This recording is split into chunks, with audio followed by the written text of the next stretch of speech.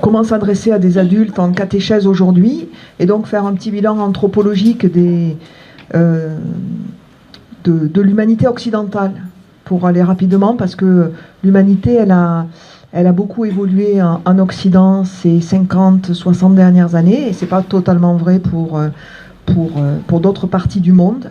Donc on va surtout, ce que je vais dire vaut pour l'humanité occidentale et spécifiquement pour la France. Le sujet est intéressant parce que on pourrait se dire, pour faire de la catéchèse, il faudrait être spécialiste. Vous m'entendez bien ? Ouais. Être plutôt spécialiste en théologie ou en exégèse. Et c'est aussi très important de savoir à qui on s'adresse. Vous savez, en pédagogie, il y a une phrase qui dit « Pour apprendre le latin à John, il faut autant connaître John que connaître le latin. » Alors, je ne sais pas si vous voulez apprendre le latin à John, mais en tout cas, ça vaut toujours la peine de connaître John. Donc, je vais commencer par, avant d'insister sur les caractéristiques de nos contemporains, je vais insister sur les causes, parce que c'est intéressant de voir pourquoi ça a bougé autant. Pourquoi nos contemporains, dont on fait partie de cette société-là, vous allez voir que les caractéristiques peuvent nous rejoindre dans ce qu'on est. Mais pourquoi on en est arrivé là ? Je ne vais pas être trop longue, mais je crois que c'est important, ça permet de repérer les grands déplacements qu'il y a pu y avoir. Je m'appuie sur la philosophie de Michel Serres, qui a bien développé ces questions-là. Et il pointe quelques grandes modifications depuis certaines ont commencé il y a 70 ans, certaines ont commencé qu'il y a 40 ans. Mais on est sur un déplacement qui n'a rien à voir avec le déplacement habituel qu'on connaissait de génération en génération. Voilà. Et c'est pour ça que c'est d'autant plus intéressant cette question. Quels sont les adultes d'aujourd'hui ? Parce que ce n'est pas juste un changement de génération en génération. C'est vraiment, il dit, on n'a jamais eu autant de modifications anthropologiques depuis le néolithique. Donc vous voyez un peu le... Bon. Donc il pointe quelques grandes causes. La première, c'est le rapport au corps. Le corps, il a changé. C'est bizarre de dire ça, mais notre corps, il est nourri, il est chauffé, il est soigné. Globalement, il est beau, il est plus grand, il vit plus vieux. Et notre corps, c'est notre rapport au monde. Donc si notre corps change, notre rapport au monde change. Voilà. Alors on peut rapidement juste le voir sur des modifications sociologiques comme l'institution du mariage, par exemple. Avant, vous juriez fidélité pour 25 ans.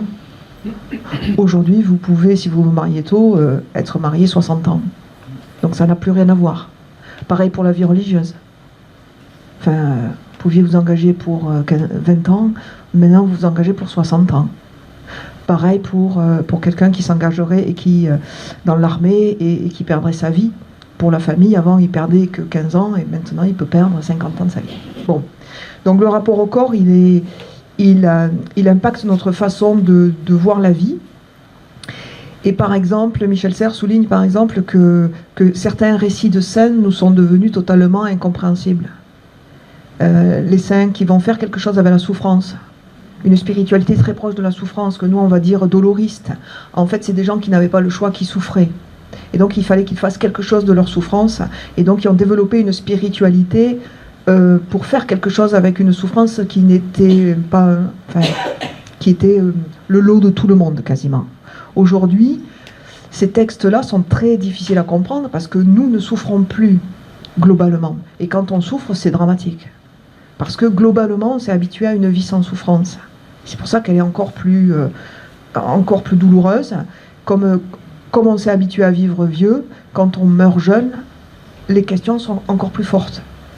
Voilà. Et ça, vous voyez, c'est juste, c'est pas philosophique, hein, c'est juste l'augmentation de le changement qu'il y a dans notre corps. Bon, donc le corps, le rapport à la nature. Avant, on vivait pas avec la nature. Aujourd'hui, 50% de l'humanité vit en ville, et dans 20 ans, 75% de l'humanité va vivre en ville.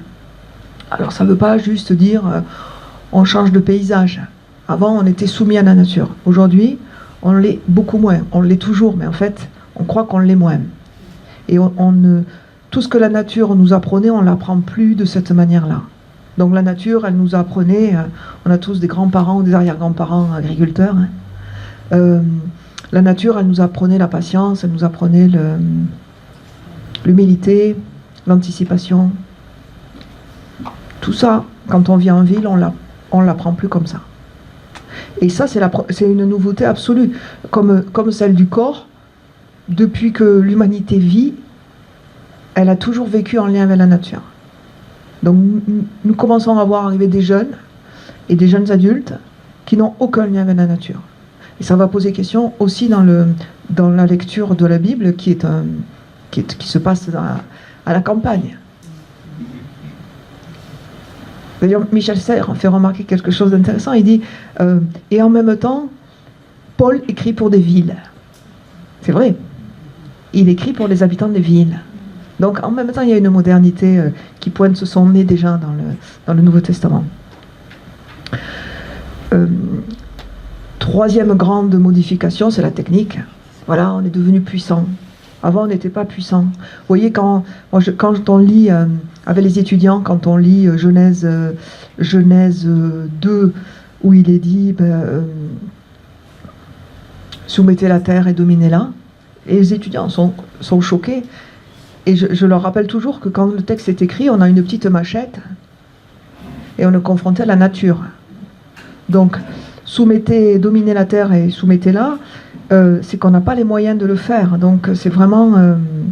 à partir du moment où vous avez une bombe atomique, cette phrase, elle change de tonalité. Voilà. Donc, nos moyens techniques sont devenus très puissants. On a un très gros pouvoir sur le monde, global, à long terme. On peut avoir un impact sur n'importe quel endroit pour des siècles et des siècles. Et notre morale n'a pas forcément suivi, parce que les 10 commandements sont plutôt au présent. Tu ne tueras pas, mais qui c'est que je peux tuer mon frère qui est là ? Pas celui qui n'est pas encore né. À l'époque où le texte est écrit, ça, c'est pas possible. Et ces moyens techniques ont impacté notre anthropologie très profondément, notamment avec l'informatique et Internet. Je crois que Perrine a dû insister là-dessus la dernière fois. C'est ça qui fait que, au niveau anthropologique, notre anthropologie fondamentale est en train de se déplacer fortement. J'insisterai tout à l'heure sur ce qui n'a pas bougé, parce que c'est aussi intéressant de voir ce qui continue. Est venu se rajouter à ces modifications anthropologiques fortes des désillusions, 2 grosses désillusions en Occident, la désillusion concernant le pouvoir scientifique. On sort de l'époque des Lumières, où les philosophes des Lumières pensaient que le progrès allait nous sauver. On allait être sauvés. Il n'y aurait plus de maladies, il n'y aurait plus de famine. L'instruction, la culture allait faire des gens heureux. C'est pour ça qu'on avait commencé à laisser Dieu de côté en même temps. Mais c'était un beau projet, hein, la philosophie des Lumières. Et cette philosophie des Lumières qui a été très forte en France a subi 2 coups très forts. Le premier concernant la foi en la technique et en la science, ça a été Hiroshima. Hiroshima a marqué la fin d'un espoir absolu et naïf dans la science. Voilà, après Hiroshima, on s'aperçoit que finalement la science et la technique peut tuer. Et après, on a bien vu que, par exemple, l'agriculture intensive aussi, que, voilà. Après, on est en train de tirer la pelote, et on voit bien que la science, la technique, peuvent provoquer des dégâts aussi forts que l'absence de technique. Et la deuxième désillusion, ça a été Auschwitz, parce qu'à Auschwitz, on s'aperçoit que la culture n'a pas réussi à sauver l'humanité de la conscience qui avait un problème.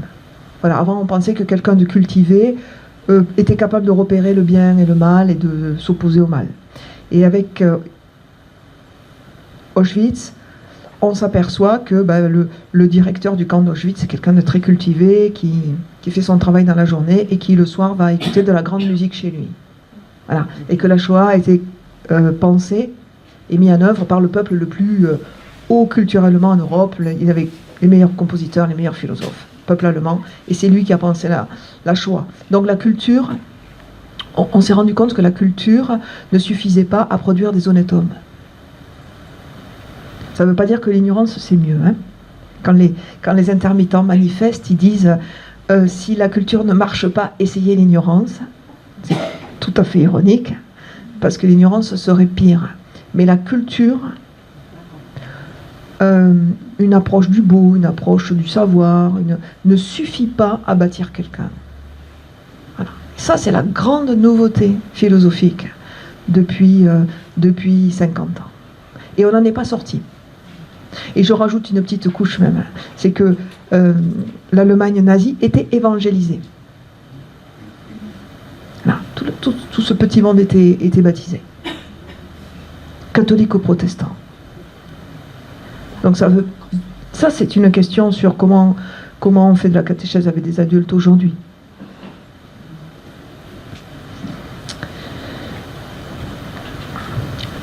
Ça, c'était la deuxième cause.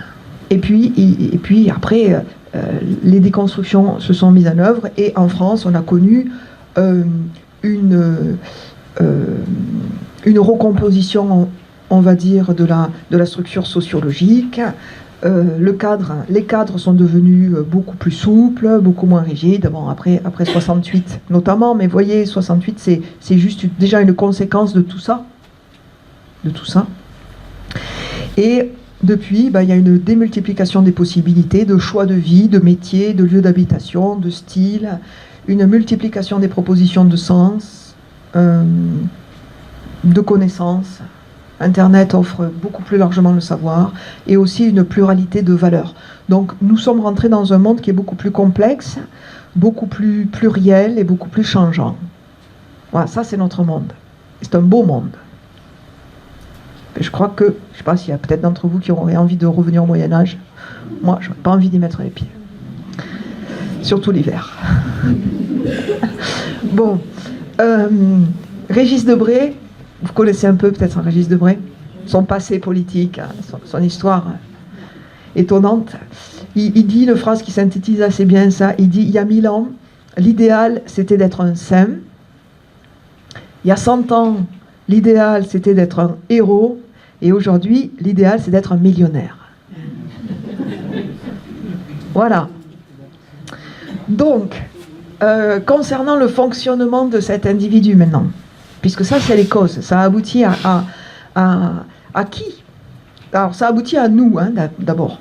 Je ne parle pas d'extraterrestres que vous verriez débouler et qui n'auriez aucun rapport avec vous, ou avec moi, ou avec nous. Il n'y a pas d'extraterritorialité en catéchèse.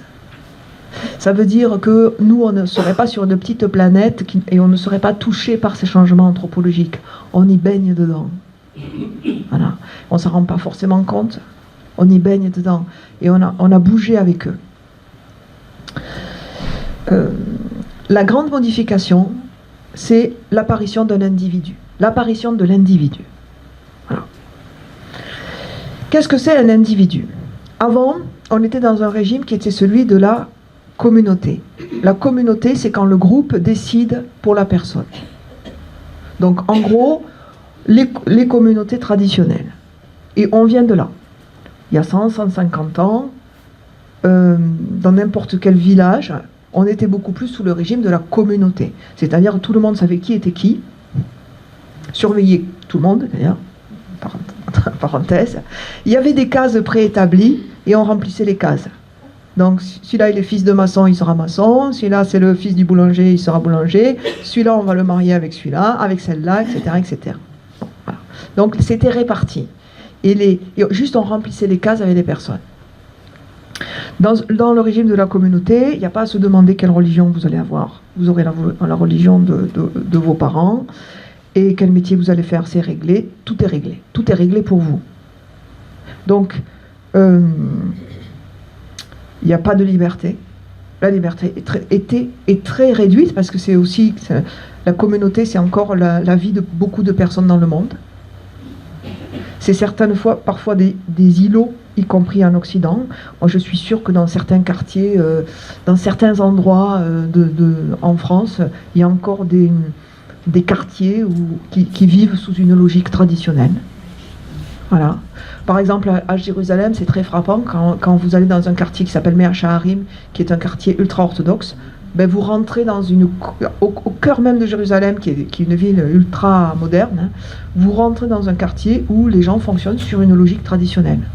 Voilà. Les enfants qui grandissent là savent déjà qui ils seront quand ils seront adultes. Donc le groupe a le pouvoir de vie et de mort sur vous, en fait. Ça ne veut pas dire qu'il vous tue, hein, mais ça veut dire qu'il a déjà prévu votre vie. Aujourd'hui, on est sorti de là. C'est-à-dire que, grâce à toutes ces modifications techniques, grâce à l'évolution du droit, grâce à l'évolution de l'économie, grâce à l'évolution de la philosophie, de l'éducation, il y a tout un tas de... Il faut aller un peu vite, je ne peux pas tout détailler, mais il y a tout un tas de déplacements qui se sont faits et qui fait que nous avons vu apparaître un individu arrivé à maturité.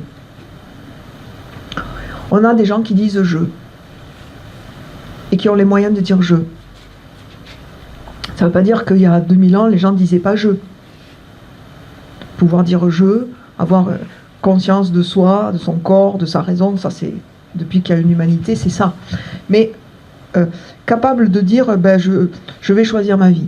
C'est ça, un individu moderne, c'est ça. Un individu qui a les pleins pouvoirs sur son existence. Et quand il y a les zones où il n'a pas les pleins pouvoirs sur son existence, c'est des zones très compliquées. Parce qu'il a de plus en plus les manettes sur tous les autres lieux. Donc c'est quelqu'un qui va choisir avec qui il va vivre, où c'est qu'il va vivre, quel métier il va faire. Michel Serres, encore lui, dit que le christianisme a beaucoup joué dans l'apparition de l'individu. Donc c'est totalement compatible avec le christianisme, l'individu. Ça, c'est une bonne nouvelle. Quand Saint Paul dit « il n'y a plus ni juif ni grec, ni femme, ni homme ni femme, ni esclave, ni homme libre », il dit « il n'y a plus de groupe, il n'y a plus de communauté, il n'y a que des personnes dans leur relation à Dieu ». Et ça, c'est un individu. Jésus va contribuer à défaire, à détacher la personne du groupe. C'est fort, hein? Parce que ça veut dire que le christianisme est compatible avec la modernité. Parce que nous ne sommes plus liés au lien du sang.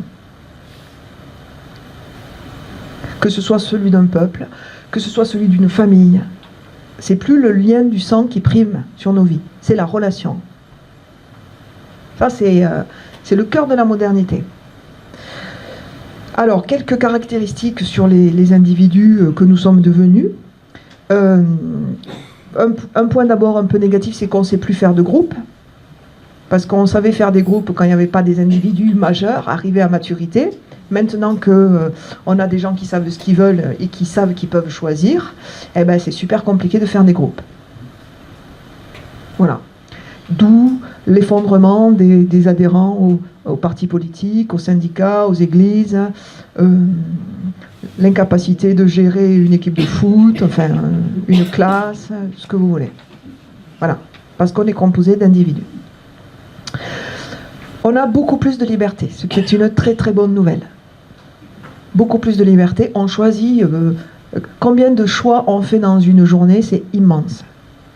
On choisit tout, ce qu'on va manger, notre emploi du temps, ce qu'on va lire, comment on va se comporter par rapport à la personne qu'on va rencontrer, est-ce qu'on la tutoie ou est-ce qu'on la vouvoie, tout. On fait, je ne sais pas si ça a été, il a dû y avoir des études, mais on fait un nombre incalculable de choix dans une journée. Alors, ce qui fait que avoir plus de choix, ça suppose avoir plus de responsabilités. Je crois que c'est dans Spider-Man. Un grand pouvoir implique une grande responsabilité. Je crois que c'est Spider-Man, hein?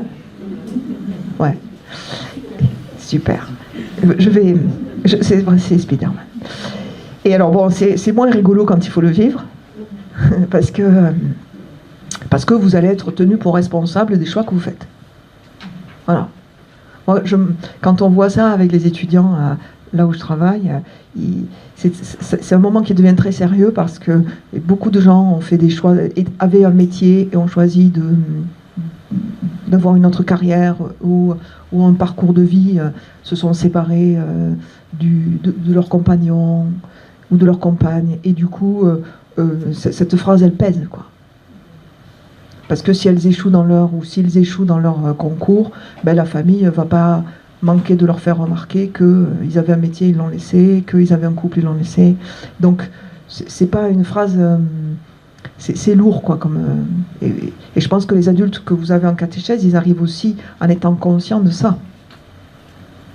Que même si on n'a pas du tout conscience au départ peut-être de toutes les responsabilités que ça implique, on voit très rapidement que la liberté, on va devoir en supporter les conséquences. Donc ce qui fait des parcours avec beaucoup plus de diversité, on a plusieurs carrières, plusieurs vies de couple, plusieurs échecs. C'est des vies qui sont beaucoup plus complexes. Donc il y a moins de stabilité extérieure. Et donc, c'est la question, souvent beaucoup moins de stabilité intérieure. Et là, il y a une recherche de stabilité intérieure qui est liée à cette plus grande instabilité extérieure. Ce qui fait qu'on est aussi plus stressé. On est moins fatigué, on est plus stressé. Parce que faire des choix, ça stresse.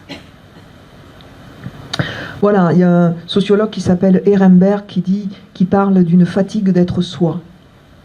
On peut expérimenter la fatigue d'être soi, parce que justement, il faut choisir en permanence qu'est-ce qu'on veut, ce qu'on veut.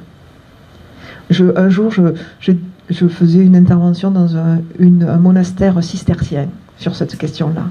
Et l'abbé me dit, il intervient et dit oui, fatigue d'être soi, mais aussi fatigue de n'être que soi. Et je trouve ça très très juste. C'est une vraie fatigue de n'être que soi. Parce que cette augmentation du nombre de choix, c'est accompagné de moins en moins de cadres pour penser ses choix. Avant, on avait un bagage on va dire, de valeurs, de traditions, de principes, de vision du monde très claire, très lourde aussi, hein, mais qui nous permettait de faire les choix. Aujourd'hui, on se retrouve dans une situation où on a encore plus de choix à faire et encore moins de principes à partir desquels faire ses choix. Et ça, c'est angoissant. Parce que être sans limite, ça, c'est angoissant. Être sans transcendance, c'est quelque chose d'angoissant. Cet individu aujourd'hui, donc nous, cet individu se sait singulier. Et ça, c'est très fort, très positif. On a bien compris qu'on était différents des autres. Chacun, on est différent des autres. Et ça, c'est une vraie richesse. Il n'y a pas quelqu'un comme nous dans toute l'histoire de l'humanité. C'est fort, hein? Et c'est pour ça qu'on ne peut pas se trahir. On ne peut pas se trahir. Parce qu'il n'y aura personne d'autre que vous qui serait comme vous dans toute l'histoire de l'humanité. Alors si vous voulez devenir le voisin, il va manquer quelque chose. De voisins, on en a déjà un. Et ça, c'est un point fort. Ça ne veut pas dire qu'on va défendre sa singularité, qu'on va la barricader, qu'on va la jouer contre l'autre. Mais ça veut dire que la singularité, c'est le point de départ. Et si on ne respecte pas ce point de départ, on ne peut pas accomplir qui on est. C'est Buber ou Mounier, je ne sais plus, un des personnalistes, qui dit « commencer par la singularité ». Non pas finir par elle, mais commencer par elle. Dans la Bible, il n'y a de révélation que sur la base de la singularité. Ensuite, ce qui va caractériser notre vie aujourd'hui, c'est le besoin de reconnaissance. Et c'est très lié au passage de la communauté à la société. Parce que quand les voisins, quand le cadre est préétabli, on sait qui vous êtes. Donc il n'y a pas besoin de reconnaissance. À partir du moment où on ne sait plus, la société ne sait plus qui vous êtes, puisque vous allez vous définir qui vous êtes, vous avez besoin d'être reconnu. Avant, il n'y avait pas besoin de reconnaissance, puisque tout le monde vous connaissait.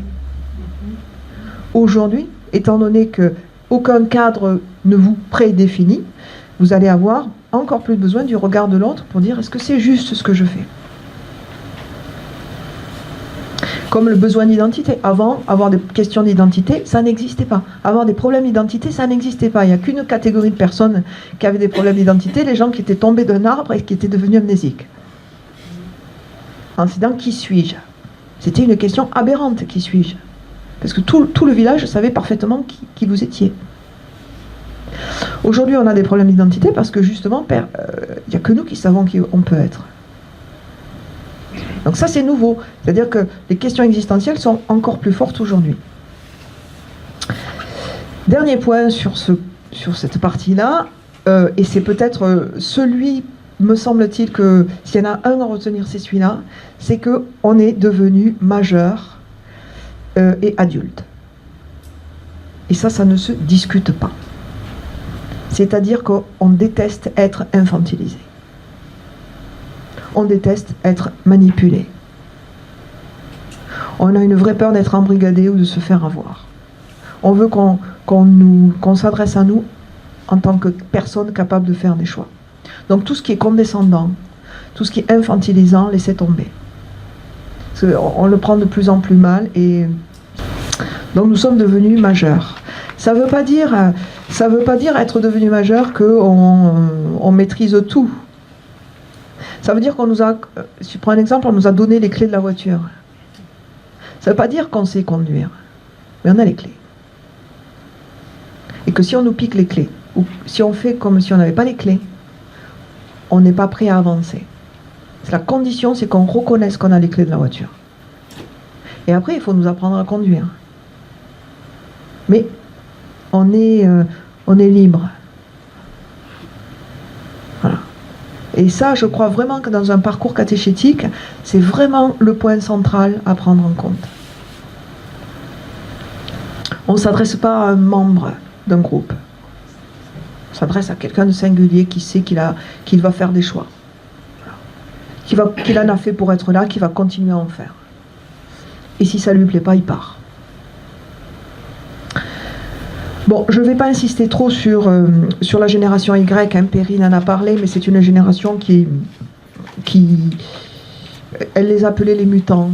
Bon, ils sont à peu près à partir de 1980, donc vous avez des adultes qui sont déjà dans cette mouvance-là. C'est des gens qui sont toujours dans le questionnement, qui sont dans l'impatience, le partage, le sens, qui détestent s'ennuyer, qui ont des questions avec l'autorité, qui parfois confondent l'autorité et l'autoritarisme. Et c'est des générations qui sont angoissées aussi, justement parce qu'il y a plus d'instabilité. Mais ils rentrent dans la catégorie adulte. Hein. Les premiers mutants ou les premiers Y sont de 1980. Donc eux, ils ont une trentaine d'années.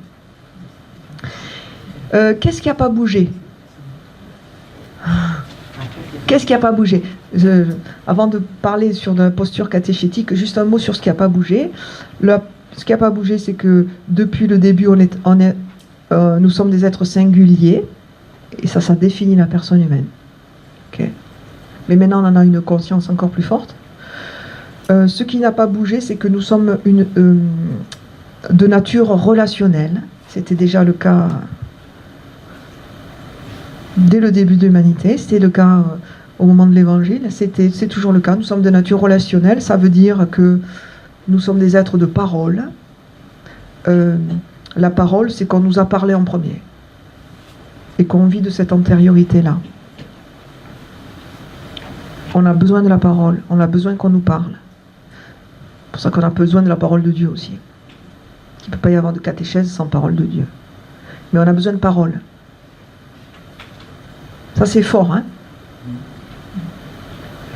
Vous savez, il y a une expérience, il y a un tsar qui a pris 11 enfants et qui a demandé à des nourrices de les faire grandir sans leur parler, ni sans les toucher, juste les changer, leur donner à manger. Les 11 sont morts. Voilà. Et on est un être, on est un être qui respire. Alors ça peut vous paraître bizarre, hein, mais oui, on est un être qui respire. Mais qu'est-ce que ça veut dire? Qu'au cœur de notre corps, il y a un échange entre l'intérieur et l'extérieur. Ça c'est très très fort en fait. J'en ai pris conscience il n'y a pas très très longtemps. Mais notre structure même corporelle, c'est ce va-et-vient entre l'intérieur et l'extérieur.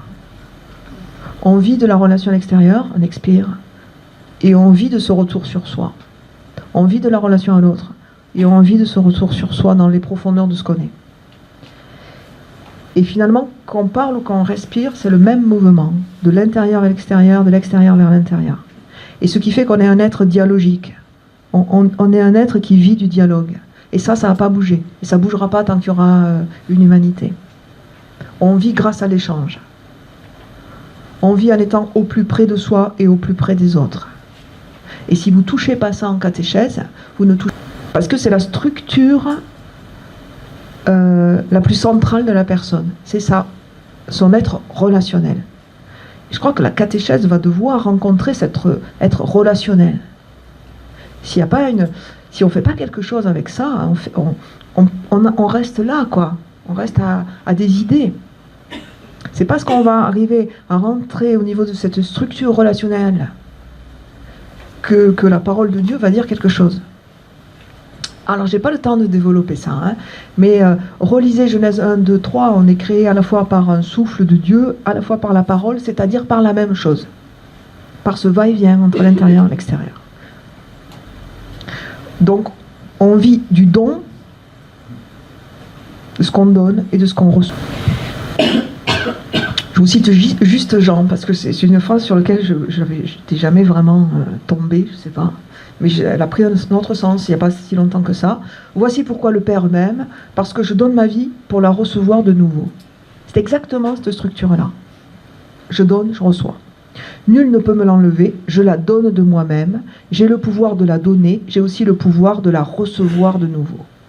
Et la vie, c'est cet échange-là entre l'intérieur et l'extérieur. Je donne ma vie et je la reçois, mais seconde après seconde. Voilà. Et je crois que l'évangile est greffé sur ce mouvement intérieur de la personne. Donc c'est plutôt très intéressant de comprendre que l'essentiel de l'évangile ne bouge pas. Parce que la structure anthropologique fondamentale ne bouge pas. Ce qui va bouger, c'est la façon dont on se comprend, c'est la sociologie, c'est ce dont on a besoin psychologiquement. Mais vous pouvez rejoindre les personnes au niveau de leur être profond, parce que ça ne change pas. Alors, quelques mots sur s'adresser à des adultes aujourd'hui, ce qui va compter. Bon, j'ai pas dit, mais il y a des besoins qui restent les mêmes. Hein. Le besoin d'être aimé, d'aimer, le besoin de croire en soi, le besoin d'autonomie, de fidélité, d'absolu. Tout ça, c'est des marqueurs forts de notre anthropologie. Alors, quelques points, il me reste 8 minutes, quelques points au niveau de la posture, de la catéchèse elle-même. D'abord, il me semble que, vous êtes au courant, il y a des grandes recompositions dans l'Église en ce moment. Il y a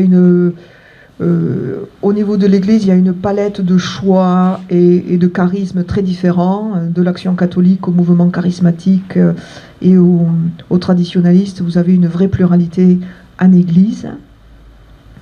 Et avec ce qui est vraiment nouveau là depuis, me semble, quelques années, ce qui est vraiment nouveau, c'est des recompositions de plus en plus originales. C'est-à-dire, vous avez par exemple des gens qui sont scouts d'Europe et qui sont non pratiquants. Il y a des curiosités, des recompositions. Et pourquoi ces recompositions existent ? Parce que les gens sont libres. Parce qu'ils font des choix. Alors ça leur paraît cohérent, ils y vont. Et ils mélangent cette cohérence-là avec une autre. Il y a 30 ans, c'était impossible. On appartenait à un groupe, on appartenait à un autre, on détestait le groupe d'en face. J'exagère un peu. Mais aujourd'hui, c'est beaucoup plus mixé. La mixité est beaucoup plus forte.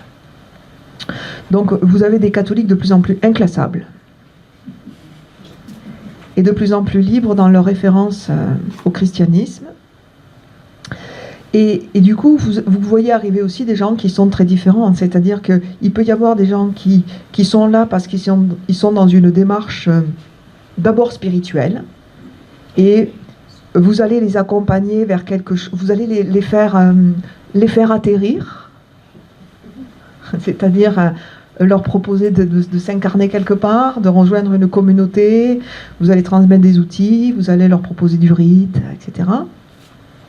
Et puis vous avez des gens qui arrivent d'abord qui ont une approche plus religieuse, qui recherchent un groupe identitaire, qui recherchent du rite, de la religiosité, des règles, et qu'il va falloir faire évoluer vers quelque chose de plus spirituel. Et vous avez tout ce petit monde ensemble.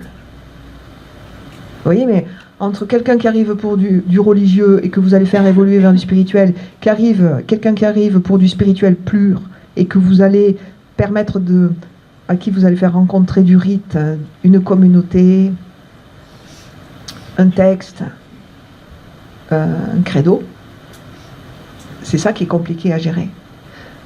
Et ça, c'est là qu'est votre touche, en fait. Hein. Je me rappelle, il y a un maître spirituel bouddhiste qui disait, en fait, quand je vois quelqu'un qui part un peu vers la gauche, je lui dis, va un peu à droite. Et quand quelqu'un qui marche et qui part un peu vers la droite, je dis, va un peu à gauche.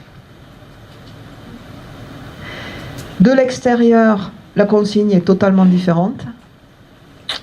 De l'intérieur, vous savez ce que vous faites. Voilà. Et une posture catéchétique, c'est ça. Il y a des angles où je vous ai dit, non, va un peu plus par là, et d'autres, vous allez dire, non, va un peu plus par là. Découvre ça, et puis l'autre découvre ça. Et ça, c'est compliqué. Parce qu'il n'y a pas de règles. Il y a un paysage, vous savez où vous allez, à peu près. Enfin, vous savez, c'est comme les portes en ski, vous savez les portes qu'il va falloir passer, mais qui passe quelle porte, dans quel ordre, ça fait partie du sur-mesure. Voilà. Et ça, je crois que c'est peut-être la consigne la plus forte, c'est le sur-mesure. Au niveau de la posture, donc dans ce sur-mesure, votre posture va être très centrale. Parce que pour proposer à quelqu'un de croire, il faut être crédible. Je ne sais pas si c'est une bonne nouvelle. Hein. Je crois que c'est une bonne nouvelle, en fait. Parce que c'est l'occasion de travailler soi-même sur soi au moment où on accompagne quelqu'un. Mais si on n'est pas crédible soi-même, alors on ne peut pas être cru. On ne peut pas être dans quelque chose du croire. Voilà. La posture du catéchète est centrale. Donc, je rejoins sur cette idée de tout ce qui est abus de pouvoir est devenu impossible. Vraiment. Plus possible de tordre quelque chose, de dissimuler quelque chose, d'obliger, de menacer, de faire peur. Laissez tomber. Laissez tomber. Enfin, d'abord, vous allez très vite vous apercevoir que ça réagit, et tant mieux. Et puis que globalement, c'est pas ça qui est au centre. Il faut parler aux personnes en adulte, au niveau du cœur, au niveau de l'intelligence. Parler aux consciences, c'est respecter les personnes. Donc, c'est vraiment très très important que les personnes sentent qu'elles n'iront pas vers Dieu en se trahissant. Dans ce cadre-là, respecter l'histoire de la personne. Les gens sont de plus en plus sensibles à ça. On est de plus en plus sensibles collectivement. L'histoire, c'est très précieux. Une histoire, ça se respecte. Voilà. Et il ne peut pas y avoir... Et ce que la Bible nous dit, c'est qu'on ne va pas à Dieu sans notre histoire. On rencontre Dieu dans ce qu'on connaît, pas dans ce qu'on ne connaît pas. Ça, c'est un point fort. On rencontre Dieu dans ce qu'on connaît, pas dans ce qu'on ne connaît pas. Et y compris dans ce qu'on connaît et où on ne veut pas aller. On repère nos grandes peurs dans la vie. Hein. Mais non, ça, je ne veux pas y aller. Bon, généralement, c'est là que Dieu nous attend. Ça, c'est quand même un grand classique. Hein. Mais Dieu se révèle dans le connu et non dans l'inconnu de la personne. C'est le texte des rois mages. Hein. Ils sont astrologues et ils vont à Dieu en suivant une étoile. Bon. L'important, ça va être de mettre le sens et la cohérence au centre. Et ça, c'est un vrai défi. C'est-à-dire qu'on peut pas se contenter de faire semblant, de gagner du temps, de répéter j'allais dire du catéchisme. Oui. On ne peut pas faire ça. Il faut retraduire en direct pour les personnes qu'on a en face. Donc ça, c'est exigeant. Ça veut dire arrêter le blabla, la guimauve. Bon, là-dessus, chaque fois que je vous vois, j'insiste parce que c'est l'essentiel. On ne récite pas, quoi. Voilà, mais vous le savez, je crois. Donc le sens et la cohérence, c'est central. Il faut faire un effort de décentrement. Les gens sont très très sensibles à ça. L'importance d'écouter les personnes. Et déjà, ne serait-ce qu'une écoute bienveillante, c'est 80% de la catéchèse. Voilà, être accueilli, sans jugement. Et ça, c'est compliqué à faire. Hein. C'est compliqué parce qu'on va rentrer en résonance avec la personne. Et donc il y a forcément des moments où ça va, on va avoir peur il faut que je lui réponde quelque chose, et parfois il faut répondre et parfois non. Là aussi, hein, c'est de la sensibilité. La personne, elle n'a pas besoin forcément de nos réponses, elle a besoin de la rencontre avec Dieu. Donc il faut doser ça, c'est quelque chose... il faut reparamétrer parfois. Elle a besoin d'un échange qui tienne la route et qui l'éclaire sur son chemin de foi et sur sa vie. Mais c'est l'échange qui est central, c'est pas la réponse. Dernière remarque, ne pas oublier de prendre en compte les émotions. Et ça, c'est très fort dans la génération aujourd'hui, c'est que on a affaire à des jeunes adultes où l'émotionnel est très très fort. C'est-à-dire, avant, les émotions, elles sortaient pas. Elles étaient barricadées. Alors, on était noué de l'intérieur. Bon. On est arrivé à des générations où l'émotion n'est pas gérée. On est en colère, on se met en colère. On est triste au maximum, et tout le monde sait qu'on est triste. On est joyeux, tout le monde le sait. Voilà. Et du coup, ça, c'est à accompagner parce que c'est bien que l'émotion sorte, et en même temps, il va falloir en faire quelque chose.